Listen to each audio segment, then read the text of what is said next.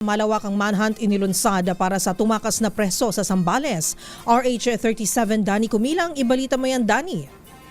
Isinasagawa na ngayon ang manhunt operation sa nakatakas na preso na may kasong paglabag sa Republic Act 9165 mula sa Zambales Provincial Jail sa Sitio Balili, Barangay Palanginan, Iba, Zambales.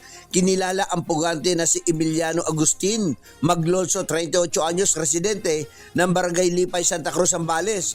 Ayon sa ulat, nakalabas ito ng pasilidad nitong February 17, 2026 matapos samantalahin ang pagkakataon habang may tinutulungang ibang preso ang isang prison guard. Agad na nagsagawa ng hot pursuit checkpoint at koordinasyon sa mga karating gimpilan ang Iba Municipal Police Station at iba pang ahensya upang agad na maaresto ang pugante. Hinimok naman ang publiko na manatiling mapagmatsyag at iulat sa pinakamalapit na himpilan ang anumang impormasyon tungkol sa kinaroroonan ng tumakas na preso. Danny Kumilang, RH37, DCRH, una sa Pilipinas, una sa Pilipino.